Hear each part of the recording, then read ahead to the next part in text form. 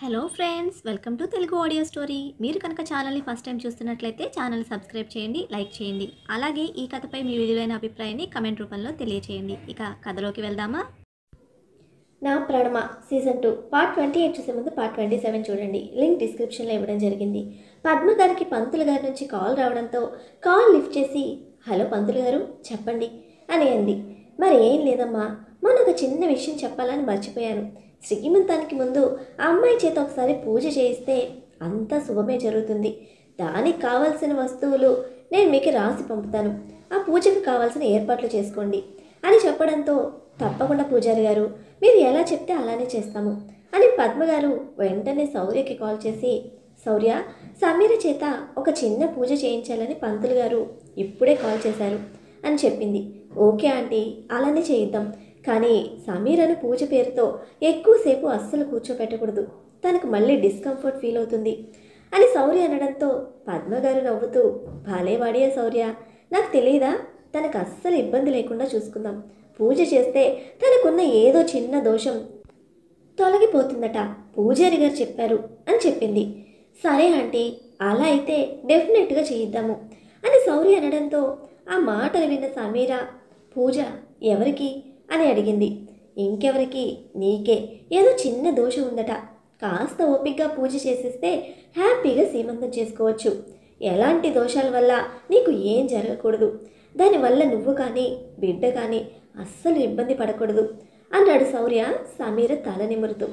సమీర చిరునవ్వుతో baby bump పైన చేతులు పెట్టి, నువ్వు పుట్టేలోగా మీ పాప నా చేత ఎన్ని చేయిస్తారో, నువ్వు త్వరగా వచ్చేసే, నన్ను మీ పాప నుండి సేవ్ చేయాలి అని అంది. ఏం చేసినా నీ గురించి బేబీ గురించే కదా, కొంచెం ఓపికగా ఉంటే సరిపోతుంది, నీకు ఎక్కువ ట్రబుల్ ఇస్తానా చెప్పు అంటూ సమీరను ఒళ్ళో పడుకోబెట్టుకొని ప్రేమగా అన్నాడు శౌర్య. ఇదంతా ఓకేలే, కానీ అసలు నువ్వు రిషి జాను గురించి ఆలోచించావా? వాళ్ళు ఫస్ట్ నైట్ కూడా జరిపించేస్తే ఇంకా మన ఇంట్లో శుభకార్యాలు పూర్తయిపోతాయి. జాను కూడా త్వరలో గుడ్ న్యూస్ చెప్పిందంటే ఇంకా మళ్ళీ మనకి పండగ వాతావరణమే అని సమీర చిరునవ్వుతో శౌర్యను చూస్తూ చెప్పింది. ఆ పనులన్నీ నేను ఆల్రెడీ ప్లాన్ చేసేసాను, అత్తయ్య దగ్గరుండి మరీ చూసుకుంటున్నారు, పంతులు గారు కూడా ముహూర్తం పెట్టేశారు అని చెప్పడంతో సమీర చాలా హ్యాపీగా ఫీల్ అయింది. ఇంతలో శౌర్య ఫోన్ రింగ్ అవడంతో డిస్ప్లేపై కమల్ అని చూసిన శౌర్య లిఫ్ట్ చేయడంతో అవతలి వైపు నుంచి కమల్, హలో శౌర్య, నువ్వు చెప్పినట్టుగానే నేను తనను అబ్జర్వ్ చేస్తున్నాను, తనకు చాలా కాల్స్ వస్తున్నాయి, తను ఎవరితోనో చాలా సీక్రెట్గా మాట్లాడుతోంది అని కమల్ శౌర్యతో చెప్పాడు. వెంటనే సమీర నుంచి కాస్త పక్కకు వెళ్ళిన శౌర్య, నేను చెప్పేది జాగ్రత్తగా విను Kamal, already private phone tapping వాళ్ళకి తన డీటెయిల్స్ అన్నీ ఇచ్చాను. ఇంకొన్ని గంటల్లో తను ఎవరెవరికి కాల్ చేసి మాట్లాడుతుందో కంప్లీట్ డీటెయిల్స్ మన ముందుంటాయి. ఈలోగా నువ్వు తనకి డౌట్ రాకుండా తనతో టైం స్పెండ్ చేయమని చెప్పాడు శౌర్య. ఓకే అని కాల్ కట్ చేశాడు కమల్. కమల్ ఒంటరిగా ఉండడం చూసి మోనా ఛాన్స్ తీసుకోవడానికి తన ప్రయత్నాలు తను మొదలుపెట్టింది. వెంటనే వెళ్ళి కమల్ పక్కన కూర్చొని తన చేత్తో కమల్ చేతిని పట్టుకొని స్లోగా నిమురుతూ, చూడు కమల్, నువ్వు టైంని చాలా వేస్ట్ చేస్తున్నావు తెలుసా, ఇంత అందమైన ఫిగర్, సెక్సీగా ఉండే ఫిగర్ నీ పక్కనుంటే నువ్వు నన్ను పట్టించుకోకుండా ఆ ఆద్య కోసం ఎందుకు అంతలా పాకులాడుతున్నావు, వై అంటూ తన చేతిని మెల్లగా కమల్ చేతిలో పెట్టి నిమురుతూ అంది మోనా. ఆ టచ్కి కమల్కి తేళ్ళు కాక్రోచెస్ పాకినట్టు అనిపించడంతో వెంటనే తన చేతిని విసిరి కొట్టాలి అనుకున్నాడు. మళ్ళీ తన కోపాన్ని కంట్రోల్ చేసుకుంటూ, ప్లీజ్ మోనా, నా మూడ్ అస్సలు బాలేదు, ప్లీజ్ లీవ్ మీ, నాకు కాస్త ఒంటరిగా ఉండాలనుంది అంటూ అక్కడి నుండి లేవబోయాడు. ఇంతలో మోన కమల్ చేతిని పట్టుకొని తన మీదకు లాక్కోవడంతో కాల్ స్లిప్ అవడంతో కమల్ నేరుగా వెళ్ళి మోనా మీద పడ్డాడు. ఇదే ఛాన్స్ అనుకున్న మోనా కమల్ ఫేస్ని తన 2 చేతుల్లో తీసుకొని లిప్స్ పైన కిస్ చేయడానికి ముందుకు వంగుతూ, యూర్ సో హాట్, నేను చూస్తూ ఉంటే నా మతిపోతుంది తెలుసా, నువ్వేమో నన్ను కనీసం టచ్ కూడా చేయనీయట్లేదు, ప్లీజ్ ఈ టైంని వేస్ట్ చేయకు అని హస్కీ వాయిస్తో కమల్ చెవి దగ్గర చెప్పింది. తన మాటలతో కోపం పీక్స్కి వెళ్ళిపోయిన కమల్ మౌనాన్ని వెనక్కి తోసేసి, హౌ డేర్ యూ అంటూ గట్టిగా అరిచాడు. ప్లీజ్ కమల్, నన్ను కాదనకు, ఒక్క నైట్ నాతో టైం స్పెండ్ చేయి, ఆ తర్వాత నీకు నచ్చినట్టు చేసుకో, పెళ్ళి కావాలంటే ఆ ఆద్యని చేసుకో, నన్ను మాత్రం ఇలా నీ పక్కనుండు నువ్వు అని కమల్ చేతులని పట్టుకొని అతన్ని హగ్ చేసుకోవడానికి ట్రై చేసింది Mona. Are you mad Mona? వదులు, అసలు నువ్వు ఏం చేస్తున్నావో నీకు అర్థమవుతుందా? ఒక పక్క ఆద్య కనిపించక నేను టెన్షన్ పడుతూ ఉంటే నీ బిహేవియర్తో నాకు చిరాకు తెప్పించుకు ప్లీజ్ అంటూ తనను విసిరి కొట్టి అక్కడి నుండి కదిలాడు కమల్. మాట్లాడితే ఆద్య అంటావు, దానిలో ఉన్నదేంటి, నాలో లేనిదేంటి? ఒక్కసారి చూడు ఎంత హాట్ అండ్ సెక్సీగా ఉన్నాను. నాలాంటి సెక్సీ ఫిగర్ని చూస్తున్నా ఏమీ అనిపించడం లేదంటే అసలు నువ్వు మగాడివేనా అని అంది కోపంగా. మోన కావాలనే రెచ్చగొడుతోంది అని కమల్కి అర్థం కావడానికి ఎంతో టైం పట్టలేదు. అయినా తన కంట్రోల్ లూజ్ అవ్వకుండా please get out from here అంటూ కోపంగా చెప్పాడు. ఓకే, నన్ను ఇంతలా దూరం పెడుతున్నావు కదా, చూడు నువ్వు ఎంత టెన్షన్ పడతావో. Just wait and see, and I won't leave you Kamal. ఈ మోనా అంటే ఏంటో చూపిస్తాను అని చెప్పి తన వ్యాలెట్ తీసుకొని ఫాస్ట్గా కోపంగా అక్కడి నుండి వెళ్ళిపోయింది. ఎస్, నా డౌట్ ఇప్పుడు క్లియర్ అయిపోయింది. ఖచ్చితంగా ఆద్య ఎక్కడుందో దీనికి తెలుసు. మేబీ ఇదంతా మోనానే చేయించుంటుంది. తనను ఫాలో అయితే విషయం కనుక్కోవడం ఈజీ అవుతుంది అని వెంటనే మోనా కార్ వెనకాల ఫాలో అయ్యాడు కమల్.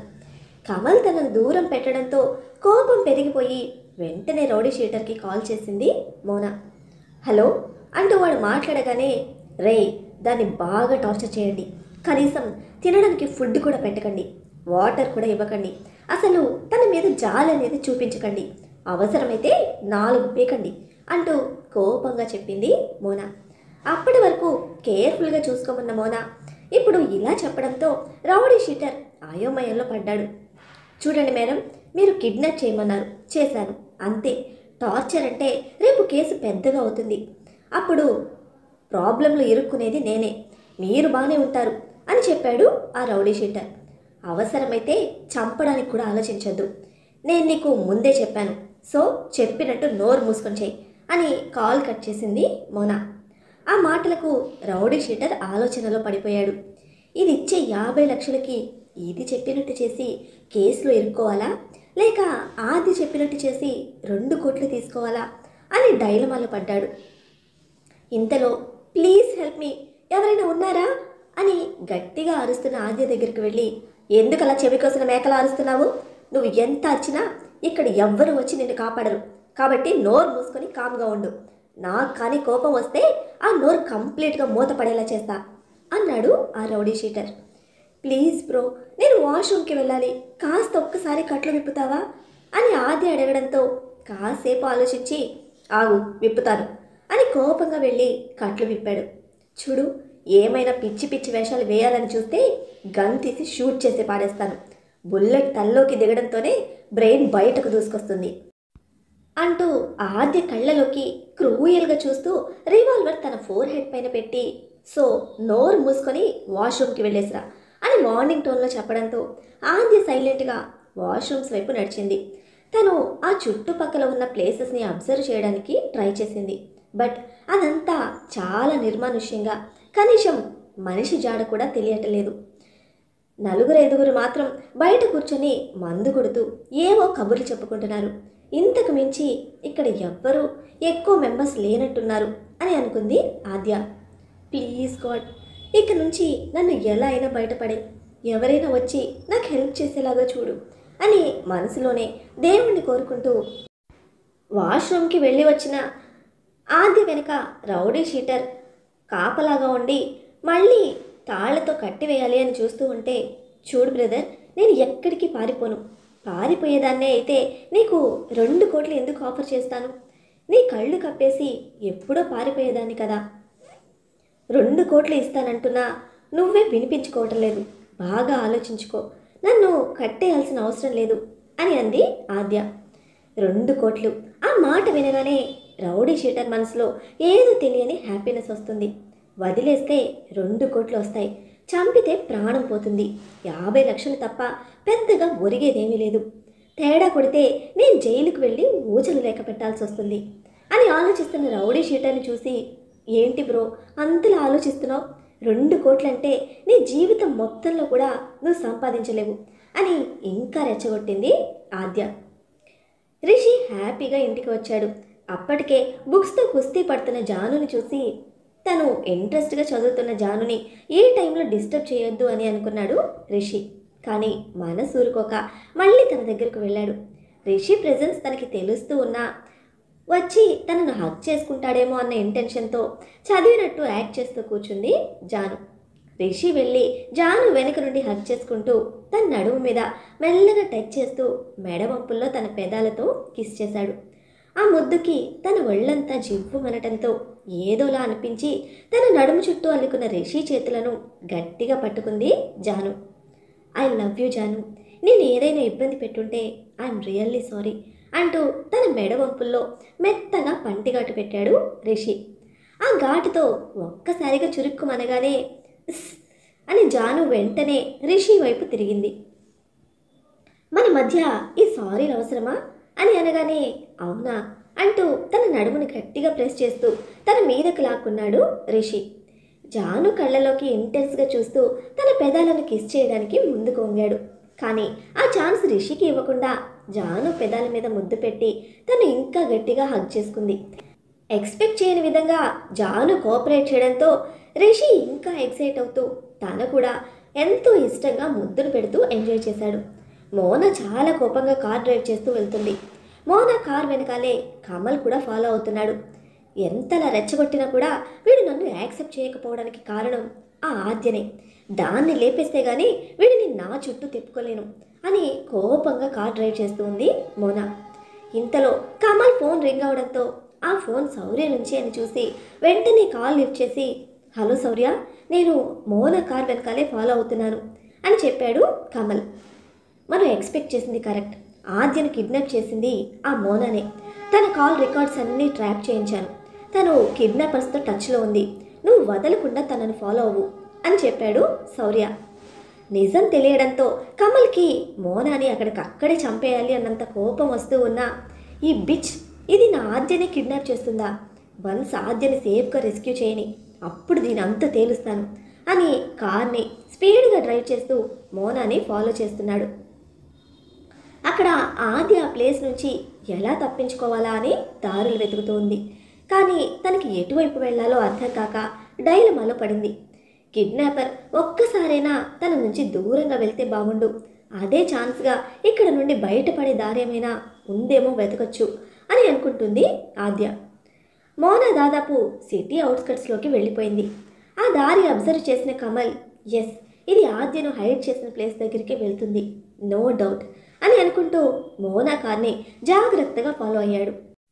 ఆ నిమిషం మోనా మైండ్లో ఆద్యని టార్చర్ చేయాలి, చంపేయాలి అనే ఇంటెన్షన్తో రగులుతుంది తప్ప తనని ఎవరైనా ఫాలో అవుతున్నారా అని కూడా అబ్జర్వ్ చేసుకోలేదు. ఇంతలో రౌడీ షీటర్కి ఏదో ఫోన్ రావడంతో తన మొబైల్ తీసుకొని బయటకు వెళ్ళాడు. ఇదే ఛాన్స్ అనుకున్న ఆద్య తనని తాళతో కూడా కట్టలేదు కాబట్టి మెల్లగా అక్కడి నుండి అడుగులు అడుగు వేసుకుంటూ బ్యాక్ డోర్ దగ్గరికి వచ్చింది. జాగ్రత్తగా బయటకు తొంగి చూసిన తనకి అక్కడ కొంతమంది నిలబడి కాపలాగా ఉండడం చూసింది. ఇద్దరు ముగ్గురు డ్రింక్ చేస్తూ కార్డ్స్ ఆడుతూ ఉన్నారు. వాళ్ళ కళ్ళ పడకుండా నేలపై పాకుతూ తను సైలెంట్గా బ్యాక్ డోర్ నుండి బయటకు వెళ్ళిపోయింది. ఎలానో బయటపడిన తనకు ఎటువైపు చూసినా పెద్ద పెద్ద చెట్లే కనిపిస్తున్నాయి, కానీ ఎటు వెళ్లాలో మాత్రం అర్థం కాలేదు. కనిపించిన దారిలో టెన్షన్గా పరిగెడుతూ అక్కడి నుండి పారిపోయింది. కమల్ మనసులో ఒక పక్క హ్యాపీగా ఉన్నా ఇంకో పక్క అక్కడ తనను ఎలాంటి కండిషన్లో ఉందో అన్న టెన్షన్ కూడా ఉండడంతో నేను కాసేపట్లో నా ఆద్యను చూస్తాను, ఎలా అయినా ఈ రాక్షసి నుండి తనను సేఫ్గా కాపాడుకోవాలి, తనని ఎంతగా టార్చర్ చేశారో ఏమో అని ఆలోచించిన కమల్ మనసు బాధతో మెలితిరిగింది. కమల్ ఆలోచనలో ఉండగానే శౌర్య నుండి మళ్ళీ కాల్ రావడంతో వెంటనే కాల్ లిఫ్ట్ చేశాడు కమల్. కమల్, నీకు లొకేషన్ షేర్ చేస్తున్నాను, తనను ఫాలో అవుతున్నావా అని అడిగాడు. హా శౌర్య, ఫాలో అవుతున్నాను అని చెప్పాడు కమల్. ఆ ప్లేస్ లొకేషన్ షేర్ చేశాడు శౌర్య.